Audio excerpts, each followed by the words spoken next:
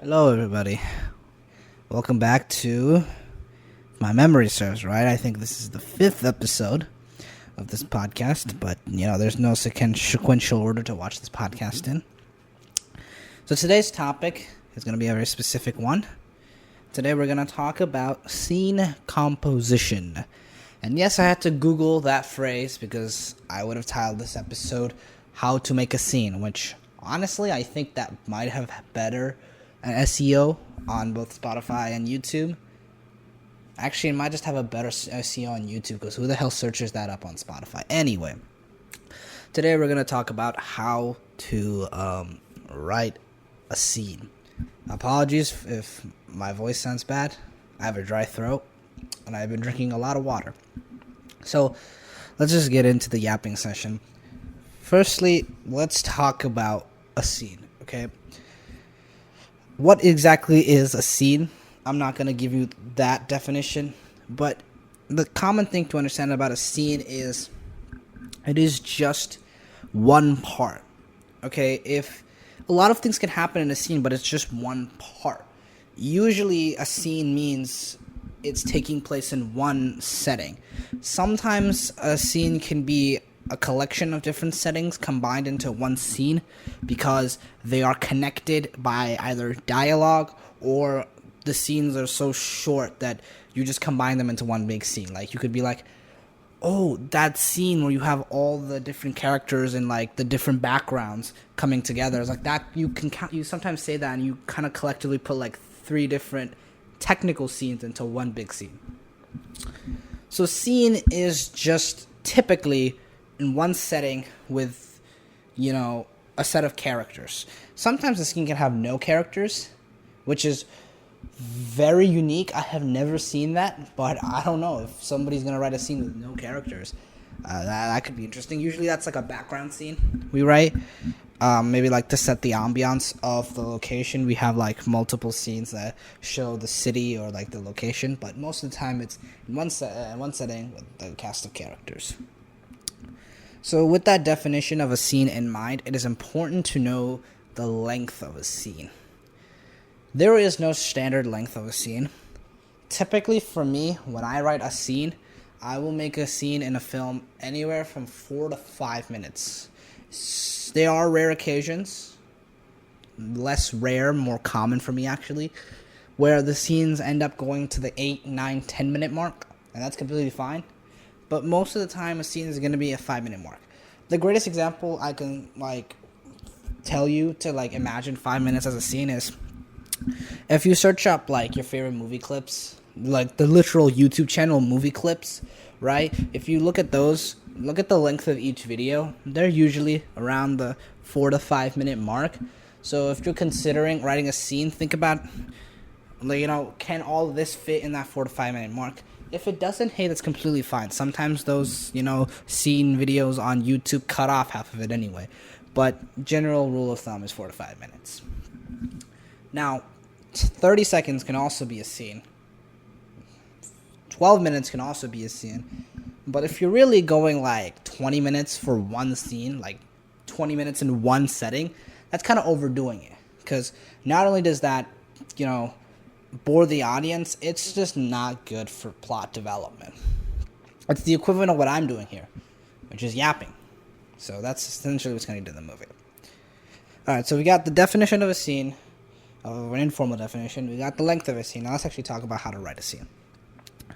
The first tip to writing a scene is always question. Okay? Always question something in a scene. So the first question you might want to ask, which is something I ask, is why does this scene exist? Why does anything in the scene even happen in the first place? If it is the first scene of your project, ask yourself, what actually is the reason this scene even exists? How does this beginning even come to be? For example, your project is about, assassins. And the first scene is one of the jobs an assassin has to do. Ask yourself, okay, how did the assassin get into this place? How did he even get this job? You don't have to reveal it right then and there, but you have to ask those questions and have the answer to those questions so you can write with that in mind moving forward, and therefore later include them in the story. The second question you should ask is, what is this scene going to do? Right? What is this scene going to do for the plot?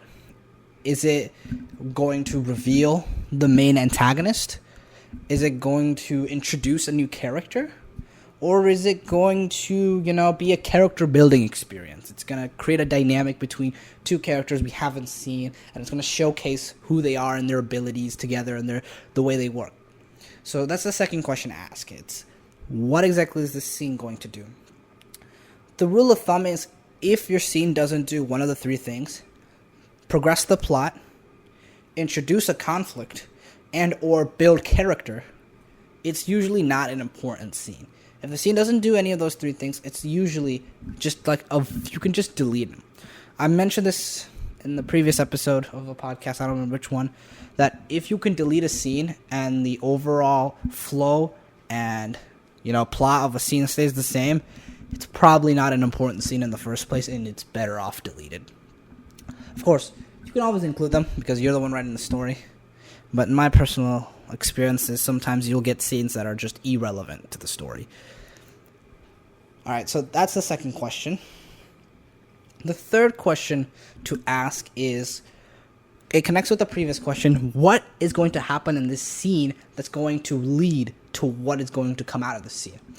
Sounds long, basically means if you have the effect of the scene decided, like this is the effect, you have to understand, okay, what is the cause? What is going to happen in this scene that's going to create that outcome?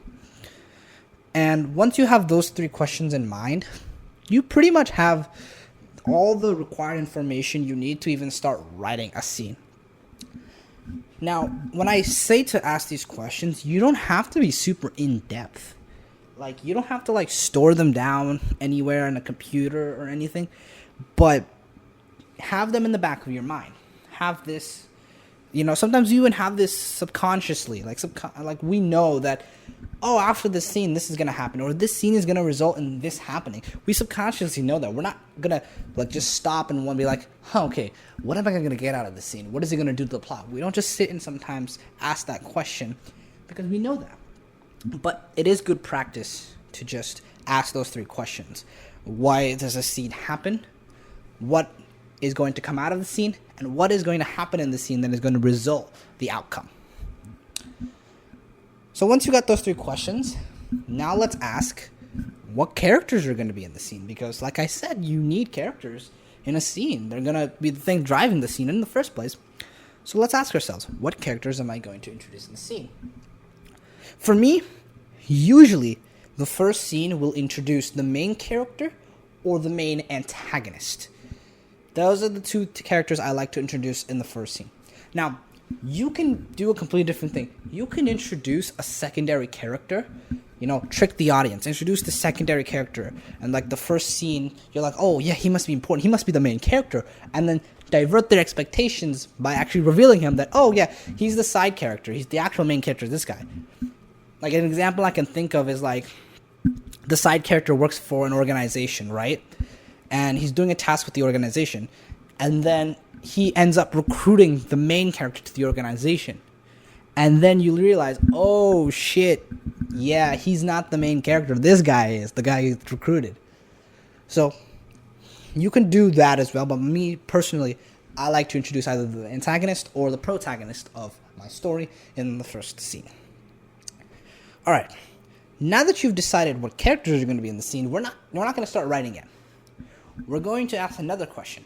You see, my big tip that I said before, the whole process of making a scene is just asking questions. It's going to be questions on questions on questions. Because if you really, really think about it, you can be super nitpicky in a movie. You can ask an infinite amount of questions, and there is no scene in the world, I guarantee you, there is no scene in the world which will have an answer to all those questions. Because frankly, we can't do all that in a 3-hour movie. You get what I mean? And fundamentally, also, those people who ask those many questions and are super, specific and nitpicky, CinemaSins, those guys are they suck, and I would recommend not being friends with them. Anyway, so the next question you want to ask after you've decided what characters are going to be in it is going to ask why. Why those characters? Why are we picking these characters to be in the scene? For me, it's like protagonist and antagonist. Okay, it's kind of obvious to pick them. That can't be enough. You can't just be like, oh, it's obvious to introduce the main character in the first scene. Okay, but like, why? Does the main character already play a part in the main plot? You know, is he already involved in the conflict? If not, is there a reason to introduce the main character? Why not include the conflict first? Because if the main character isn't caught in the conflict, let's introduce the antagonist first. And then it's like, okay, why introduce the antagonist first? Well, because I want to set up the antagonist to be this almost unbeatable, this formidable, unbeatable enemy, right? So if I set up the antagonist first, I already have the audience with that expectations. I've already thrown you the character, and you're thinking, oh my god, how is anybody going to defeat these? And then I show you the other characters, and I show you the main character. So ask yourself, why these characters? And you can go with the obvious. Oh, it's standard to introduce the main character on the first page. But sometimes try to spice it up. If you pick a unique angle, think about why did you pick this unique angle. Going back to the example I gave of, you introduce the side character, and the side character maybe works for an organization. You ask, okay, why the side character? Well, because the side character is going to introduce the organization to us. And maybe he'll introduce the conflict as well while he's at it. But the main thing he's going to do is introduce the organization to us. The main character might be able to do that, but maybe not as much as someone who's in the organization. So that's why let's introduce the side character first. So you're asking yourself, shut up, phone. Nobody wants to hear you right now. All right. So you got those questions. You got what characters and why those specific characters. This third question is completely optional, but it can add a lot of depth to your story. If you're looking for these very high analytical stories, this is another question to ask yourself. It's similar to the first question you asked about the scene. It's what is going to happen to these characters? What is a result of this scene? Okay? Now I'm going to use an example of maybe like we're in the climax of the movie, right? It's like, what is the result of the climax of this? Well, maybe it's going to change the personality of one character. It's going to make them see the world in a different way. They're going to realize that, hey, life isn't all rainbows and sunshines. People die. My best friend just died. My parents died. My home is destroyed. It's like, what's the point of being the happy-go-lucky guy? Maybe that's something that happens.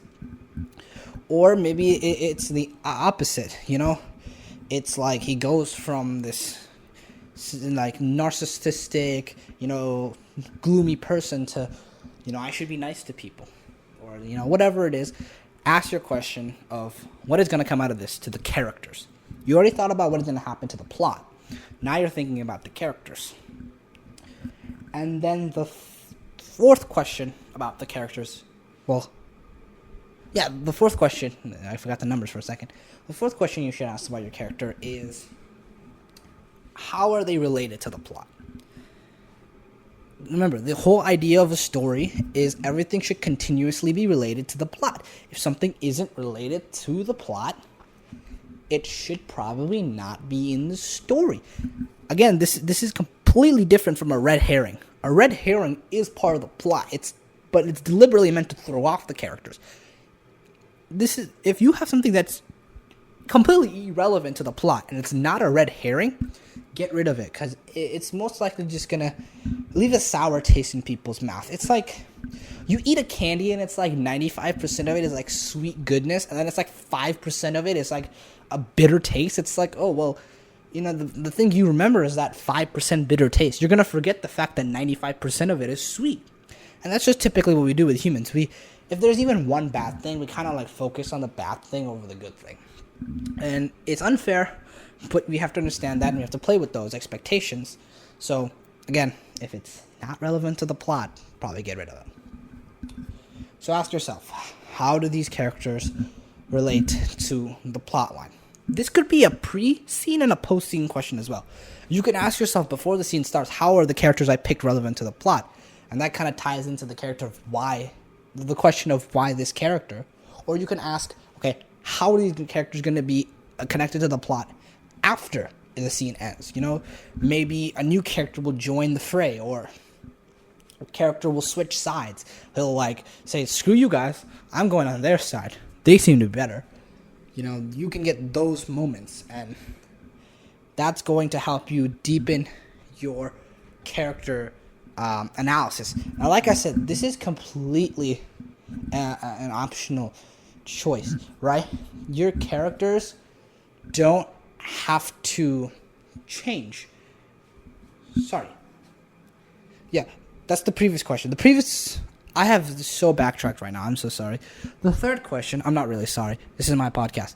Anyway, the third question is the optional one. The third question is the how does your character change thing. This fourth question is standard required, okay? This question is very important. Okay, it's not an optional thing. It's like, oh, I'm going to make the character relevant to the plot, and this one not. That's not an optional thing. They all have to be relevant.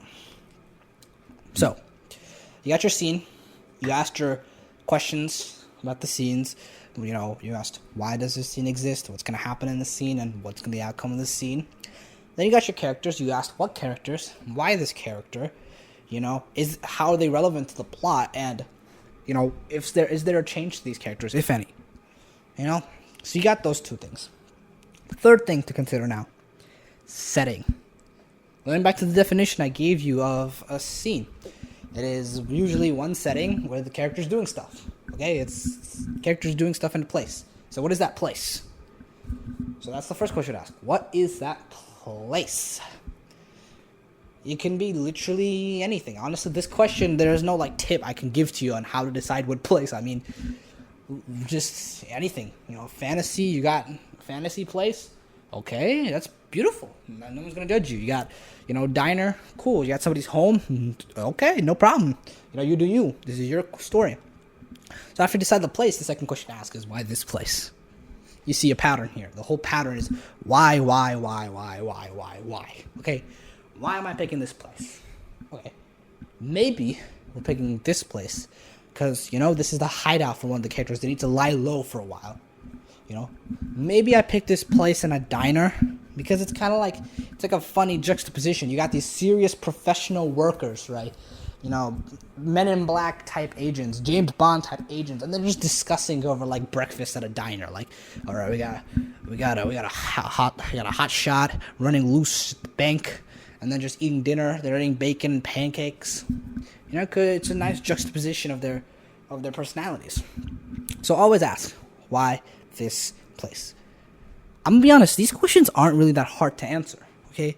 Because you can make up any reason, okay? You know what the thing is? This is not like school where like you're reading Frankenstein and the teacher asks you, okay, why did this happen? And you got to pull from context clues. Nobody, you are the context clues. You make up that stuff, okay? It's like, why does it happen in this place? Oh, because this happens. Wait, and then someone's like, no one's going to be like, oh, wait, that didn't happen. You're going to be like, no, yes, it did happen because I wrote it. So these questions are not hard to answer because you can just write down the answer for them and create the answer. That's the beauty thing about being the author. You can create the answer to all your questions. All right, so you asked what setting and you asked why this setting. The third question to ask is, this third question is actually optional, okay? It's very optional. Third question is this setting important to the plot? Oftentimes in fantasy, the answer is yes, okay? In a fantasy world, you really want to make things important, especially the place. Like, the place is literally the one thing that separates fantasy from other stories. Like, when you ask somebody, hey, what's a fantasy story? The first thing they'll say, oh, it takes place, like, in another world. You know, so if the story takes place in, like, New York, maybe that's not as important, because, like, this could also take place in LA and be, like, almost the same story. Spider-Man is a small different example, but, you know, like I'm saying, like, if it's in New York versus LA, that might not be as important to the story. But if it's in a whole nother world where we know nothing about said world, you should make every place in a fantasy important. So for fantasies, this third question isn't really optional. It's kind of like a requirement. It's like, is this place important to the plot? Most likely is yes. Unless that place is like a random place in the woods. Maybe no, but most of the time, yes. For other genres of writing, there is some exceptions. So, certain genres of writings that I would consider this third question to be important for are mystery. Mystery is very important because you deal with crime scenes a lot. I would say dramas and thrillers, because a lot of the times the places the events happen are somewhat symbolic and or important. Now, this is very broad because drama and thriller are very, diverse genres. But most of the time, the place is important. Places where the setting isn't that important to the plot is like sitcoms and rom-coms. Usually, the setting doesn't really matter as much as the plot itself does. Like, for example, like in Big Bang Theory, if they go to